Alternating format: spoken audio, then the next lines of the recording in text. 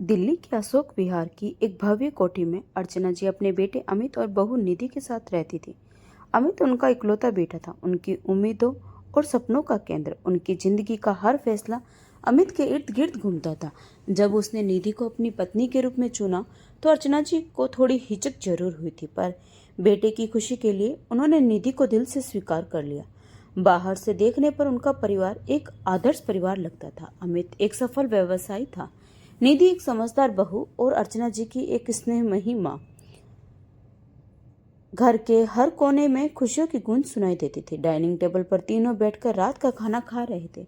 अर्चना जी ने प्यार से निधि के प्लेट में सब्जी डालते हुए बोली, बेटा तुम बहुत दुबली हो रही हो, लगता है अपना ध्यान नहीं रखती। निधि मुस्कुराते बोली, नहीं माँ, बस आजकल भूख थोड़ी कम लगती है। अमित ने तुरंत हंसते हुए कहा, अरे माँ, इसे थोड़ा खाना और दो। वैसे भी माँ, तुम्हें नहीं पता, आजकल की लड़कियां स्लिम दिखने के चक्कर में खाना कम कर देती है। निधि ने उसे घूरकर देखा, अच्छा तो क्या मैं तुम्हें बहुत पतली लगती हूँ? अमित ने मजाक के अंदाज से सिर हिलाया, बिल्कुल। मुझे तो डर लगता है कि कहीं तेज हवा चले और तुम उड़ ना जाओ। और फिर अमित हंसते हुए निधि की ओर झुका और प्यार से उसकी नाक दबाई।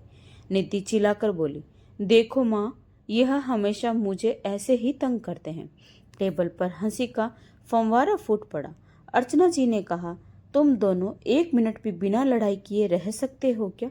खाने के बाद तीनों ड्राइंग रूम में बैठकर कुछ देर बातें करने लगे। अमित माँ के पैर दबाने लगा और निधि उनके पास बैठकर हल्की फुल्की बातें कर रही थी। ऐसा लग रहा था कि यह परिवार दुनिया का सबसे खुशहाल परिवार है। अर्चना जी को अपने बेटे और बहू पर गर्व महसूस हो रहा था। उन्होंने सोचा, कितनी अच्छी जोड़ी है, भगवान मेरी इस गृहस्थी को यूं ही खुशहाल बनाए रखे। लेकिन उन्हें क्या पता कि यह हंसी खुशी का माहौल सिर्फ एक दिखावा था और उनकी खुशियों के पीछे एक ऐसा काला सच छिपा था जिसे जानकर उनकी आत्मा तक कांप उठेगी। हर सुबह की शुरुआत अर्चना जी की हल्की फटकार और अमित की हंसी से होती थी। अरे बेटा, अब उठ भी जाओ, ऑफिस जाने का मन नहीं करता क्या? अर्चना जी रोज अमित को जगाने उसके कमरे तक चली जाती। अमित तकिए में मुंह छिपाकर कहता, माँ 5 मिनट और सोने दो प्लीज। तभी निधि हंसते हुए बोली, माँ, यह 5 मिनट पूरे 1 घंटे बदल जाता है। कब से उठा रही हूँ, अगर आप ना आओ तो मजाल है यह अपने आप ही उठ जाए। अर्चना जी मुस्कुराकर बोलती, अच्छा निधि, अब तुम इसको छोड़ो, अब अपने आप ही उठ जाएगा। तुम मेरे साथ किचन में चलो। फिर निधि अपनी सास के साथ किचन में जाकर अमित की पसंद का नाश्ता तैयार करती है, परांठे, अचार और मलाई पनीर। अमित नाश्ते की मेज पर बैठते ही चिढ़ाने वाले अंदाज में बोला, माँ देखो ना। निधि ने फिर से परांठा जला दिया। निधि आंखें तरेरते हुए कहती, अच्छा तो तुम खुद बना लो ना। अमित ने हंसते हुए कहा, अगर मैं खुद बना लूंगा तो तुम क्या करोगी? अर्चना उसकी मीठी नोक जोक देकर मुस्कुरा देती है। उन्हें लगता है कि उनका परिवार वास्तव में सुखी और खुशहाल है। ऐसे ही हल्के फुल्के पलों में उनका हर दिन गुजरता, लेकिन रात कुछ और थी। यह सुखद तस्वीर सिर्फ दिन तक सीमित थी। जब रात होती तो सब कुछ बदल जाता। अर्चना जी को भनक तक नहीं थी कि अमित और निधि के बीच क्या हो रहा था। रात होते ही अमित का चेहरा कठोर हो जाता, उसकी हंसी गायब हो जाती। जैसे ही घर के नौकर चाकर और उसकी माँ अर्चना जी सो जाती, वह अपने कमरे में जाता और दरवाजा अंदर से बंद कर लेता।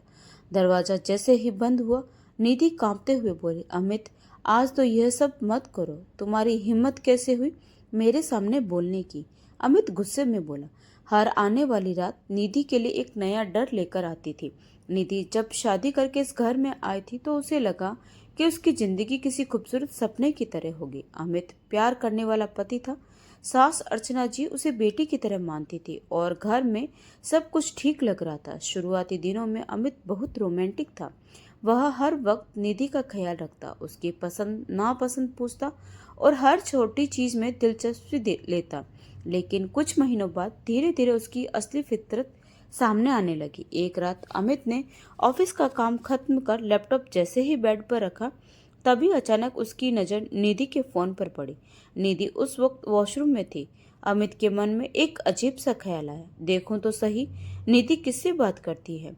वह धीरे से फोन उठाकर उसकी गैलरी खोलने लगा। स्क्रॉल करते करते अचानक उसकी आंखें एक तस्वीर पर ठहर गई। निधि किसी लड़के के साथ हाथ में हाथ डाले बैठी थी। अमित का खून खोल उठा। उसका चेहरा गुस्से से लाल हो गया। उसकी सांसें तेज हो गई। यह क्या है? उसने अपने दांत भींचते हुए कहा। उसी वक्त निधि वॉशरूम से बाहर आई। उसने देखा कि अमित उसके फोन को घूर रहा है। अमित, क्या हुआ? निधि ने मासूमियत से पूछा। अमित ने बिना कुछ कहे फोन उसकी आंखों के सामने कर दिया। यह कौन है? उसकी आवाज ठंडी और खतरनाक थी। निधि ने फोन देखा और चौंक गई। अमित, यह तो मेरे कॉलेज का दोस्त रोहित है। अच्छा, कॉलेज का दोस्त? अमित हंसा। और दोस्ती इतनी गहरी थी कि तुम हाथ में हाथ डालकर बैठी थी? अमित, प्लीज, ऐसा कुछ नहीं था। वह सिर्फ एक पुरानी फोटो है, मेरी शादी से पहले की। निधि घबराते हुए बोली। शादी से पहले की? अमित की आंखों में गुस्से की लपट उठने लगी। तो शादी से पहले तुम किसी और के साथ थी? अमित, तुम गलत समझ रहे हो। मैं और रोहित सिर्फ अच्छे दोस्त थे। हमारे बीच कभी ऐसी कोई बात नहीं थी जैसा तुम सोच रहे हो। लेकिन अमित कुछ सुनने को तैयार नहीं था। झूठ बोल रही हो, मैं सब समझता हूँ। तुम्हारी नजरें बता रही है कि तुम कुछ छिपा रही हो। अमित, मैं तुमसे कुछ नहीं छिपा रही। निधि की आंखों में आंसू आ गए। खामोश, अमित जोर से चिल्लाया और गुस्से में फोन फेंक दिया। फोन जमीन पर गिरकर टूट गया। निधि डर कर एक कदम पीछे हट गई। अमित की आंखें किसी वहशी जानवर की तरह दिख रही थी। अब मैं तुम्हें दिखाऊंगा कि झूठ बोलने की सजा क्या होती है। उसने निधि का हाथ झटके से पकड़ा और जबरदस्ती उसे पलंग पर धकेल दिया। उस रात पहली बार अमित ने निधि को उस डर का एहसास कराया जो उसके बाद हर रात उसकी जिंदगी का हिस्सा बन गया। उस दिन के बाद अमित का शक और बढ़ गया। अगर निधि फोन पर हंसकर बात करती तो अमित तुरंत पूछता, कौन था? तुम्हारा वही पुराना आशिक कोई और? निधि अगर सोशल मीडिया पर ऑनलाइन होती तो अमित ताने मारता, क्या अब भी रोहित से बात कर रही हो? अगर वह तैयार होकर कहीं जाने की बात करती तो अमित गुस्से से कहता, शादी के बाद भी घूमने का बहुत शौक है तुम्हें, या यह तो नहीं कि तुम अपने उसी यार से मिलने जा रही हो? निधि अमित की तरफ देख बोली, अमित, तुम्हें मेरी बातों पर विश्वास क्यों नहीं होता? मैं तुमसे बहुत प्यार करती हूँ और मेरी जिंदगी में तुम्हारे सिवा कोई नहीं। कहते कहते निधि की आंखों में आंसू आ गए, पर अमित पर उसकी बातों का कुछ असर नहीं हुआ। धीरे धीरे निधि की दुनिया बदल गई। वह पहले जैसी हंसमुख लड़की नहीं रही। उसे समझ आ गया कि उसकी शादी अब प्यार नहीं, शक और डर की गिरफ्त में थी। और फिर हर रात अमित का वहसीपन शुरू हो गया। निधि की जिंदगी दो हिस्सों में बंट चुकी थी। एक दिन की जहां वह सास के साथ हंसती बोलती एक आदर्श बहू थी, और एक रात की जहां उसका पति अमित उस पर बेबुनियाद शक करके उसे हर पल डराता था। परंतु दिन में वह कभी अपनी तकलीफ जाहिर नहीं करती थी, बल्कि अर्चना जी के साथ उसका रिश्ता बहुत प्यारा था। अपनी बहू निधि बहुत पसंद थी। वह शुरू से ही उसे अपनी बेटी की तरह मानती थी। सुबह जब निधि पूजा करके उनके पास आती तो वे हमेशा उसकी नजर उतारती। आज भी जब निधि ने अपनी सास के पैर छुए तो अर्चना जी ने प्यार से उसके सिर पर हाथ रखते हुए कहा, बेटा, भगवान तुम्हें हमेशा खुश रखे। तुम्हारे होते हुए मुझे कोई धूप छू भी नहीं सकती माँ। निधि मुस्कुराकर बोली, चल अब ते मेरे साथ किचन में चल, तेरी सास को तेरा साथ चाहिए। अर्चना जी हंसते हुए बोली। निधि उनके साथ किचन में चली जाती है और खाना बनाते बनाते दोनों खूब हंसी मजाक करने लगती है। माँ, आज क्या बनाऊं? निधि ने पूछा। बेटा, आज अमित की पसंद का कुछ बना ले, उसे आलू के परांठे बहुत पसंद है। अमित का नाम सुनते ही निधि का दिल जोर से धड़कने लगा।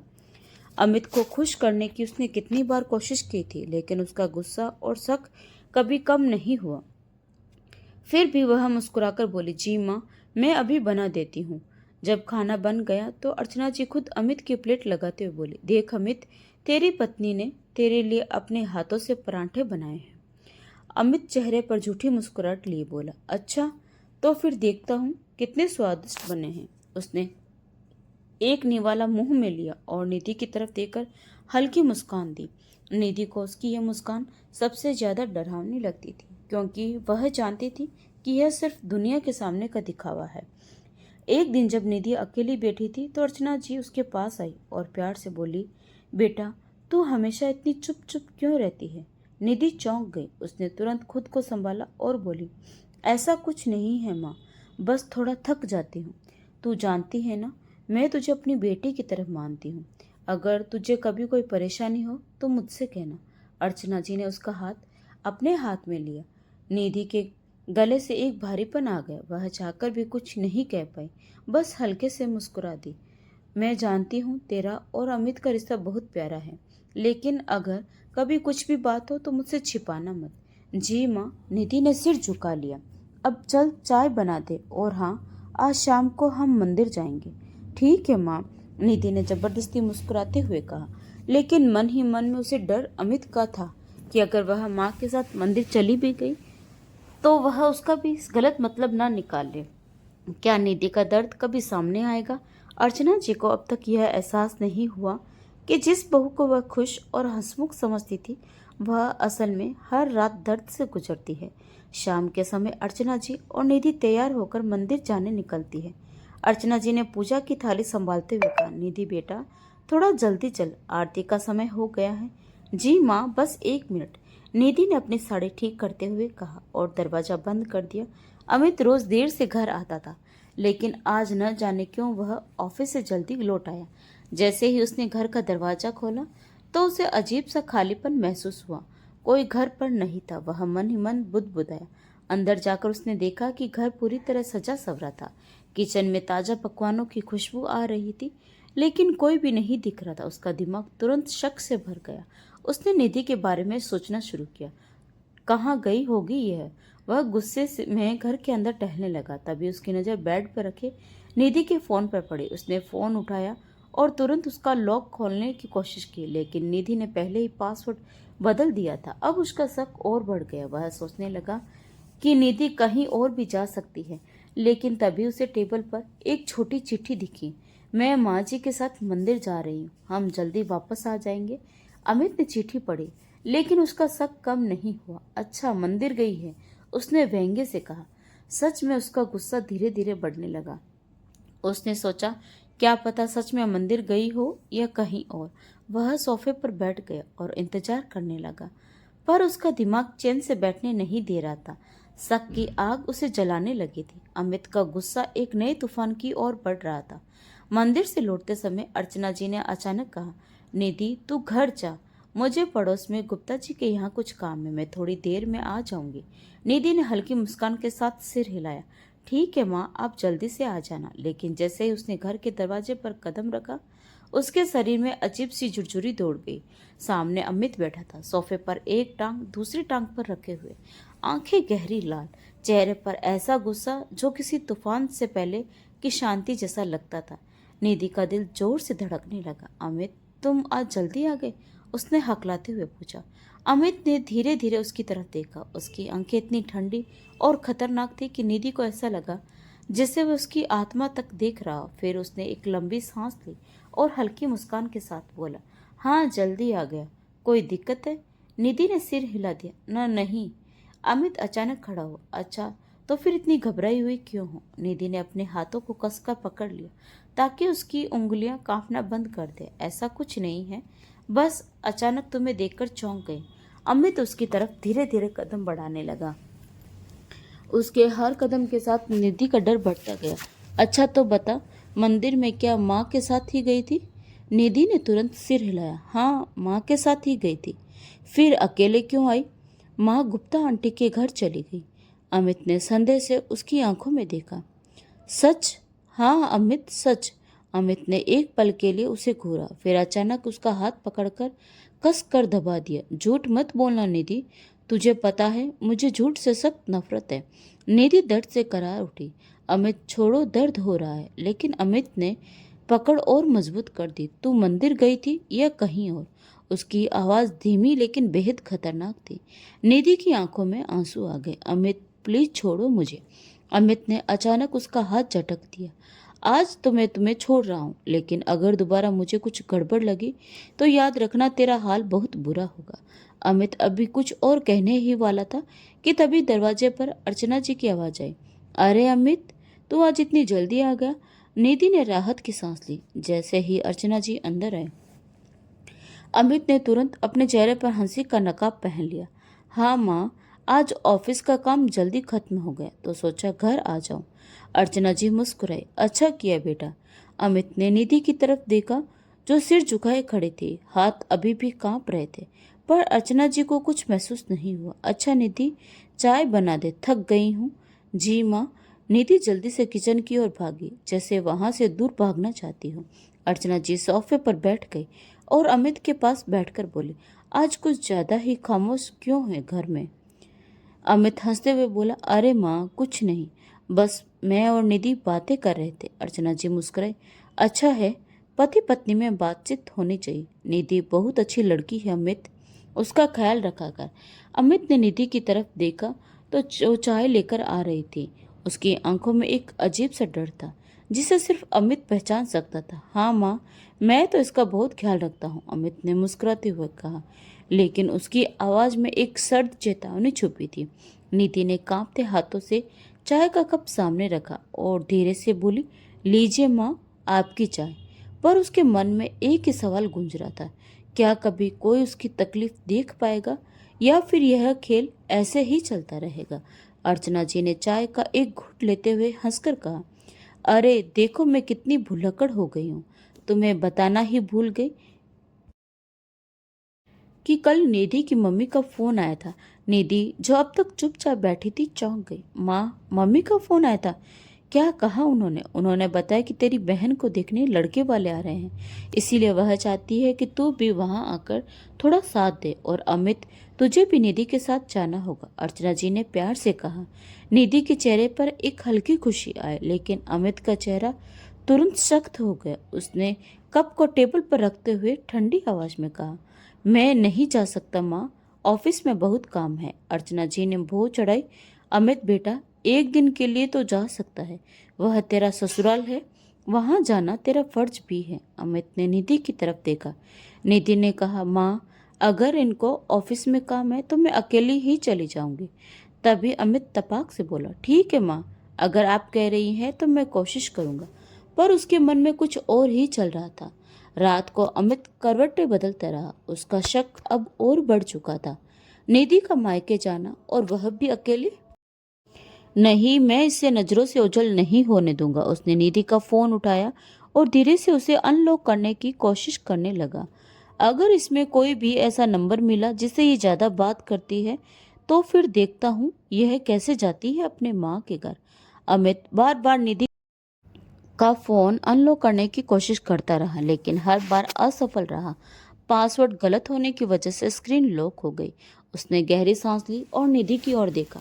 वह गहरी नींद में सो रही थी। निधि जाग गई तो सवाल करने लगेगी, यह सोचकर उसने फोन को धीरे से तकिए के नीचे सरकार दिया और आंखें बंद कर ली।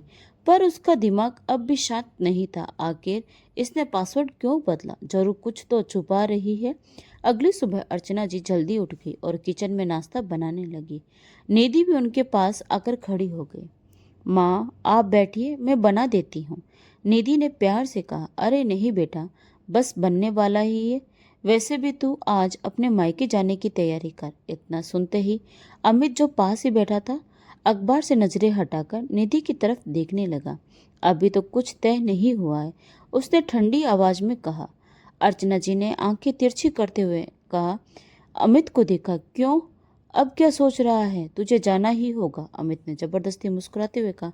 हाँ माँ, अगर आप इतना जोर दे ही रही है तो चला जाऊंगा। और अपनी प्यारी बहू को बोलो जल्दी से तैयार हो जाए, क्योंकि तुम्हें पता है ना, यह तैयार होने में बहुत समय लगाती है। निधि ने चौंक कर अमित की तरफ देखा, पर अमित के चेहरे की मुस्कान के पीछे एक अलग ही खेल चल रहा था। मुझे खुद निधि को उसके मायके ले जाना होगा, मैं इसे अकेले नहीं जाने दे सकता। अगर मैं इसके साथ रहूंगा तो इस पर नजर भी रख सकूंगा और देख भी सकूंगा कि वहां कौन कौन आता जाता है। निधि तैयार होने चली गई, लेकिन उसे अमित की इस सहमति से कुछ अजीब लग रहा था। जब अमित और निधि घर से निकल रहे थे तो निधि बेहद खूबसूरत लग रही थी। उसने लाल रंग की चुनरी वाली साड़ी पहन रखी थी जो उसकी मासूमियत और सौम्यता और निखार रही थी। उसके खुले हुए बाल माथे पर हल्की बिंदी और कानों में झुमके उसे और भी आकर्षक बना रहे थे। अर्चना जी ने उसे देखते ही मुस्कुराकर कहा, अरे वाह, मेरी बहू तो आज किसी दुल्हन से कम नहीं लग रही। निधि ने हल्का सा सिर झुका लिया और मुस्कुरा दी, लेकिन दूसरी तरफ अमित अंदर ही अंदर जल रहा था। उसने एक तिरछी नजर निधि पर डाली और सोचा, इसे इतना तैयार होने की क्या जरूरत थी? कहीं मायके में रोहित तो नहीं आ रहा? पर कुछ सोचकर उसने गाड़ी का दरवाजा खोला और निधि को बैठने का इशारा किया। जब गाड़ी सड़क पर दौड़ने लगी, अमित निधि को बार बार देख रहा था। उसकी सुंदरता उसे एक तरफ लुभा रही थी तो दूसरी तरफ उसका शक और गहराता जा रहा था। वह निधि को देख धीरे से बोला, निधि, तुम्हें देख तो लगता है लड़के वाले तुम्हारी बहन को नहीं, तुम्हें देखने आ रहे हो। अमित की बात सुनकर निधि कुछ नहीं बोली। उसने चुप रहना ही सही समझा। अमित गाड़ी को तेज रफ्तार से चला रहा था। दोनों के बीच गहरी खामोशी थी, लेकिन उसके मन में विचारों का तूफान मचा हुआ था। लगभग 2 घंटे के बाद गाड़ी आगरा में निधि के मायके के सामने आकर रुकी। निधि ने गाड़ी से उतरते हुए अपने घर की ओर देखा। दरवाजे पर उसकी माँ गायत्री जी और उसके पिता रमेश जी खड़े थे। निधि को देखते ही गायत्री जी ने मुस्कुराते हुए कहा, अच्छा हुआ तुम दोनों आ गए, पूजा को भी अच्छा लगेगा। अमित गायत्री जी और रमेश जी के पैर छूते हुए तुरंत बोला, माँ, पूजा को देखने लड़के वाले आ रहे हैं तो भला ऐसे कैसे हो सकता है कि निधि यहाँ ना आए? और रही बात मेरी, तो मैं तो इस घर को अपना ससुराल नहीं बल्कि अपना घर मानता हूँ। यह कहते हुए अमित जोर से हंस दिया। उसकी बातों में आत्मीयता झलक रही थी। गायत्री जी और रमेश जी यह सुनकर बेहद खुश हुए। उन्हें लग रहा था कि उनका दामाद अमित सच में हीरा है। गायत्री जी ने रमेश जी की तरफ देखते हुए कहा, देखा, हमने तो पहले ही कहा था अमित बहुत अच्छा लड़का है, हमें इससे अच्छा दामाद कहाँ मिलता है। रमेश जी गर्व से बोले, हाँ हाँ बिल्कुल अमित बेटा, हम तो सच में बहुत खुशकिस्मत है कि निधि को तुम जैसा पति मिला। निधि चुपचाप मुस्कुरा रही थी, लेकिन उसके दिल में दर्द था। वह जानती थी कि यह अमित का सिर्फ बाहरी रूप था, अंदर का सच इससे बहुत अलग था। गायत्री जी ने खुशी खुशी कहा, चलो बेटा, तुम दोनों हाथ मुंह धो लो, फिर खाना खाते हैं। अमित ने सिर हिलाया और अंदर चला गया, लेकिन उसके चेहरे पर जो मुस्कान थी उसे देखकर कोई अंदाजा नहीं लगा सकता था कि उसके मन में क्या चल रहा है। गायत्री जी ने निधि का हाथ पकड़कर अंदर बैठाया और प्यार से बोले, अरे बेटा, तू तो पहले से भी ज्यादा सुंदर लग रही है। यह लाल चुंदरी वाली साड़ी तुझ पर खूब जच रही है। रमेश जी भी मुस्कुराए। और अमित बेटा, तुम कैसे हो? काम कैसे चल रहा है? अमित ने हल्की मुस्कान के साथ जवाब दिया, जी पापा, सब ठीक चल रहा है, बस बिजनेस में थोड़ा ज्यादा ध्यान देना पड़ रहा है। गायत्री जी ने चाय का कप अमित की तरफ बढ़ाते हुए कहा, अच्छा किया जो निधि को लेकर आ गए। निधि जबरदस्ती मुस्कुरा दी, लेकिन अमित अब भी सतर्क था। इसने इधर उधर नजर घुमाई, मानो कुछ तलाश कर रहा हो। गायत्री जी ने निधि के सिर पर हाथ फेरते हुए कहा, और बता बेटा, ससुराल में सब कैसा चल रहा है? तेरी सास कैसी है? निधि ने धीमे स्वर में कहा, सब अच्छे हैं माँ, माँ जी बहुत ध्यान रखती है मेरा। रमेश जी ने मजाक करते हुए कहा, और अमित, निधि तुझे परेशान तो नहीं करती ना? अमित हल्का सा हंसा और निधि की ओर देखते हुए कहा, निधि परेशान करने वाली नहीं है पापा, बस कभी कभी ज्यादा चुप हो जाती है। गायत्री जी ने निधि की ओर ध्यान से देखा। हाँ, मैं भी देख रही हूँ कि ये कुछ उदास सी लग रही है। निधि जल्दी से बोली, नहीं माँ, बस थोड़ी थकान है। अमित ने बात बदलते हुए कहा, पूजा कहाँ है और लड़के वाले कब आ रहे हैं? गायत्री जी ने कहा, बेटा, पूजा अपने कमरे में है और वो लोग आज शाम को आ रहे हैं, सब तैयारी कर ली है। अमित ने हल्की मुस्कान दी, पर उसका ध्यान अब भी निधि पर था। शाम होते ही लड़के वाले पूजा को देखने आ गए। घर में खुशी का माहौल था, हर कोई उत्साहित और प्रसन्न था।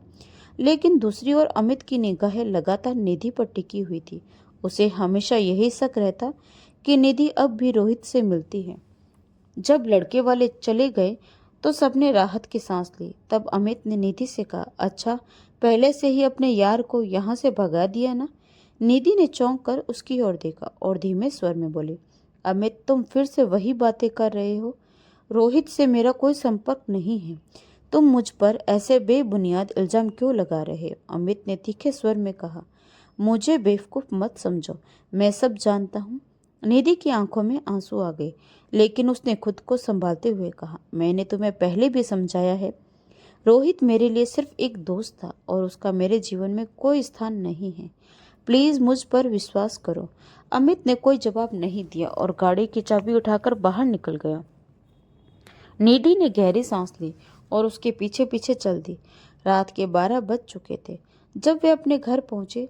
दरवाजा खोलते ही उन्होंने देखा कि अर्चना जी उनका इंतजार कर रही थी। अर्चना जी ने मुस्कुराते हुए कहा, आ गए तुम लोग, कैसा रहा दिन? अमित ने थकान भरी आवाज में जवाब दिया, ठीक था माँ, बस थोड़ा थक गए। आप अभी तक जाग रही हैं? आपने खाना खाया या नहीं? अर्चना जी ने मुस्कुराते हुए उत्तर दिया, मैं तो तुम दोनों का इंतजार कर रही थी, सोचा तुम दोनों आ जाओगे, सब साथ में खाएंगे। अमित ने हल्की नाराजगी से कहा, अरे माँ, आपको पता था कि मैं अपने ससुराल गया था, वहां से वे मुझे बिना खाए खिलाए तो आने नहीं देते। आप भी कमाल करती हैं। इतने में निधि रसोई में गई और माँ के लिए खाना ले आई। उसने प्यार से प्लेट अर्चना जी के सामने रखते हुए कहा, माँ अब आप खाना खा लीजिए। अर्चना जी ने स्नेहपूर्वक निधि की ओर देखा और कहा, तुम दोनों ने खा लिया? निधि ने सिर हिलाते हुए उत्तर दिया, जी माँ, हमने वहाँ खा लिया था, अब आप खा लीजिए। अर्चना जी ने प्लेट उठाई और खाने लगी, जबकि अमित और निधि ने एक दूसरे की ओर देखा। माँ को खाना खिलाने के बाद अमित और निधि अपने कमरे में चले गए। रात के 2 बजे थे। सन्नाटे में किसी की धीमी सिसकी अर्चना जी के कानों में पड़ी। पहले तो लगा कि यह उनका भ्रम है, लेकिन जब आवाज फिर आई तो उसका मन बेचैन हो उठा। आवाज अमित और निधि के कमरे से आ रही थी। उन्होंने धीरे धीरे अपने कमरे से बाहर कदम रखा और खिड़की से अंदर झांका। अंदर का नजारा देख उनकी रूह कांप गई। उनको अपनी आंखों पर यकीन नहीं आ रहा था। निधि एक कुर्सी से बंधी हुई थी। उसकी कलाई और टखनों पर रस्सियां कस कर लपेटी गई थी। उसके चेहरे पर आंसू बह रहे थे और आंखों में डर साफ झलक रहा था। अमित उसके सामने खड़ा था। उसकी आंखों में एक अजीब सी वहशत थी। तुम्हें पता है ना निधि? अमित की आवाज ठंडी थी, इस घर में जो होता है वह मेरी मर्जी से होता है। दिन में तुम मेरी पत्नी बनोगी, माँ को लगेगा कि मैं तुमसे बहुत प्यार करता हूँ, और रात को तुम सिर्फ मेरी गुलाम बनकर रहोगी। प्लीज अमित, ऐसा मत करो, मैं तुमसे प्यार करती हूँ। निधि की आवाज कांप रही थी। अमित उसकी ठुड्डी पकड़कर उसे ऊपर उठाता है और हंसता है, प्यार? तुम क्या सोचती हो तुम्हारी मर्जी यहाँ चल सकती है? जब तक मैं चाहूँगा तुम इस घर से बाहर एक आदर्श पत्नी बनकर जियोगी। लेकिन असली सच सिर्फ हम दोनों जानते हैं। वह अमित को देखकर स्तब्ध रह गई। ये वही बेटा था जिसे उन्होंने संस्कार दिए थे, जो माँ के सामने अपनी पत्नी को प्यार करने का दिखावा करता था, पर असल में वह ऐसा इंसान था। उनका दिल दर्द से भर गया।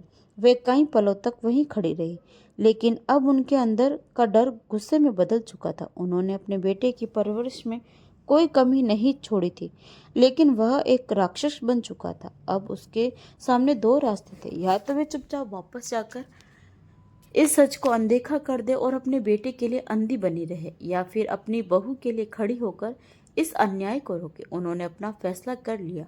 उन्होंने तेजी से कमरे के दरवाजे को धक्का दिया और अंदर चली गई। अमित और निधि दोनों चौंक गए। माँ, अमित ने घबराकर कहा। अर्चना जी की आंखों में गुस्सा और दर्द दोनों थे। उन्होंने सीधे जाकर निधि की रस्सियां खोली और उसे गले से लगा लिया। निधि सुबकते हुए उनके सीने से लग गई। फिर उन्होंने अमित की तरफ देखा। उनकी आवाज कांप रही थी, लेकिन उसमें दृढ़ता थी। मैंने तुझे इंसान बनाया था, पर तू तो राक्षस निकला।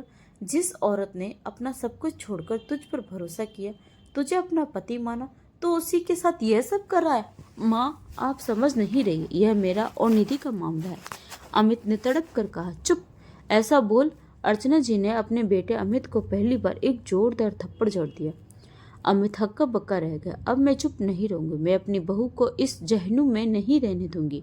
सुबह होते ही सबसे पहले निधि को उसके मायके भेजूंगी। माँ, आप ऐसा नहीं कर सकती, अमित चिल्लाया। मैं करूंगी अमित, क्योंकि अब मेरी आंखें खुल गई है। अब मैं माँ से पहले एक औरत हूँ। सुबह होते ही अर्चना जी ने गहरी सांस लेते हुए कहा, निधि, अब तुम्हारा यहाँ से जाना ही ठीक रहेगा, क्योंकि शक का कोई इलाज नहीं होता, और मैं नहीं चाहती कि अमित तुम्हें और तकलीफ दे। लेकिन एक बात समझ नहीं आती, तुमने यह सब अब तक क्यों सहा? मुझे पहले बताया क्यों नहीं? निधि की आंखों में आंसू भर आए। उसने धीमी आवाज में उत्तर दिया, माँ, मैंने सोचा था कि समय के साथ अमित का शक दूर हो जाएगा और वह फिर से पहले जैसा बन जाएगा। मैं आपको दुखी नहीं करना चाहती थी, इसलिए कुछ नहीं कहा। अर्चना जी ने निधि के आंसू पोंछते हुए कहा, बेटा, रिश्तों में संवाद और विश्वास सबसे महत्वपूर्ण है। अगर हम अपने दर्द को साझा नहीं करेंगे तो समाधान कैसे मिलेगा? मुझे अफसोस है कि मैं तुम्हारी तकलीफ पहले नहीं समझ पाई। निधि ने अर्चना जी का हाथ थामते हुए कहा, माँ, आप हमेशा मेरे लिए माँ जैसी रही। मैं आपके इस निर्णय का सम्मान करती हूँ। अर्चना जी ने उसे गले लगाते हुए कहा, बेटा, यह घर हमेशा तुम्हारा है।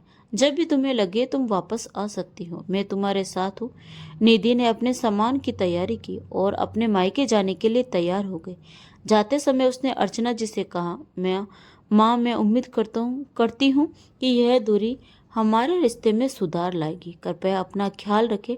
अर्चना जी ने मुस्कुराते हुए कहा, तुम भी अपना ध्यान रखना बेटा, और याद रखना, यह घर तुम्हारा है, हमेशा रहेगा। निधि ने विदा ली और अपने मायके चली गई, दिल में उम्मीद और आंखों में आंसू लिए। फिर दूसरी तरफ अमित उसको जाते हुए सिर्फ देखता रहा, क्योंकि अमित की अपनी माँ के सामने एक न चली। निधि के मायके जाने के बाद अमित के मन में एक अजीब सा खालीपन आ गया और मन की बेचैनी उसे अक्सर घेर देती।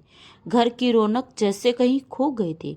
अर्चना जी ने अमित को समझाने की बहुत कोशिश की, लेकिन वह सब कुछ सुनने के बाद भी अक्सर चुप रहता। निधि को अब मायके गए 6 महीने हो चुके थे। अमित अपने काम में व्यस्त रहने की कोशिश करने लगा। एक दिन वह मेट्रो से गुड़गांव जा रहा था। भीड़ भाड़ वाली मेट्रो में उसकी नजर अचानक एक परिचित चेहरे पर पड़ी। उसने ध्यान से देखा तो पाया कि वह वही रोहित था जिसकी तस्वीर उसने निधि के साथ देखी थी और जिसके कारण उनके बीच दूरियां बढ़ी थी। रोहित के साथ उसकी पत्नी और 2 साल की बेटी भी थी। अमित का दिल तेजी से धड़कने लगा। उसने सोचा, क्या ये वही रोहित है? यह मेरी आंखों का धोखा? उसने खुद को संयमित किया और रोहित के पास जाकर बोला, माफ कीजिए, क्या आप रोहित है? रोहित ने मुस्कुराते हुए उत्तर दिया, जी हाँ, मैं रोहित हूँ, लेकिन क्षमा करें, मैं आपको पहचान नहीं पा रहा हूँ। अमित ने अपना परिचय दिया, मैं अमित हूँ, निधि का पति। रोहित का चेहरा आश्चर्य से भर गया। वो बोला, अरे, निधि की शादी हो गई? मुझे तो पता ही नहीं चला। हम कॉलेज के अच्छे दोस्त थे, लेकिन फिर संपर्क टूट गया। अमित ने चौंकते हुए पूछा, क्या आप लोग सिर्फ दोस्त थे? रोहित ने सिर हिलाते हुए कहा, हाँ बिल्कुल, निधि मेरी अच्छी मित्र थी, लेकिन फिर मैं नौकरी के सिलसिले में दूसरे शहर चला गया और हमारा संपर्क समाप्त हो गया। अमित के मन में पछतावे की लहर दौड़ गई। उसने सोचा, मैंने बिना सोचे समझे निधि पर शक किया और हमारे रिश्ते को नुकसान पहुंचाया। राजीव चौक स्टेशन आने वाला था। रोहित ने मुस्कुराते हुए कहा, आपसे मिलकर बहुत खुशी हुई अमित। यह कहकर वह अपनी पत्नी और बेटी के साथ मेट्रो से उतर गया। अमित उसे जाते हुए देखता रह गया और उसके मन में अतीत की बातें घूमने लगी। रोहित से मेट्रो में मुलाकात के बाद अमित ने घर पहुंचकर अपनी माँ अर्चना जी को सारी सच्चाई बताई। अमित ने कहा, माँ, मैंने निधि पर शक करके बहुत गलत किया। अगर रोहित नहीं मिलता तो मुझे अपनी गलती का कभी एहसास नहीं होता। अर्चना जी गहरी सांस लेते हुए बोली, बेटा, इंसान से गलती हो सकती है, लेकिन उसे सुधारना महत्वपूर्ण है। तुम्हें निधि और उसके परिवार से माफी मांगनी चाहिए। अमित ने सहमति से सिर हिलाया। अगले दिन अमित और अर्चना जी दोनों निधि के मायके पहुंचे। अमित ने विनम्रता से कहा, माँ, पापा, मुझे आपसे और निधि से बात करनी है। निधि के पिता ने गंभीरता से कहा, अंदर आओ, बैठकर बात करते हैं। सभी अंदर जाकर बैठक में बैठ गए। अमित ने अपनी गलती स्वीकार करते हुए कहा, मैंने निधि पर शक करके बहुत बड़ी भूल की है, मुझे माफ कर दीजिए। निधि की माँ ने कहा, सबसे बड़ी बात यह है कि तुम्हें अपनी गलती का एहसास हो गया है। अर्चना जी ने निधि से कहा, बेटा, चलो अपने घर वापस चले, तुम्हारे बिना हमारा घर अधूरा है। अमित ने भी आंसू भरी आंखों से माफी मांगी। निधि, मुझे माफ कर दो, मैंने तुम्हें बेवजह तकलीफ दी। अब ऐसा कभी नहीं होगा। निधि, जो इस दिन का इंतजार कर रही थी, उसने अमित को माफ कर दिया। फिर अपनी सास के पैर छुए और अपने ससुराल वापस लौट आई, जहां उसने और अमित ने अपने रिश्ते को नए सिरे से शुरू करने का संकल्प लिया। दोस्तों, शक एक ऐसी भावना है जिसका कोई उपचार नहीं है। यह संबंधों की नींव को कमजोर कर सकता है और परिवार को बर्बाद कर सकता है।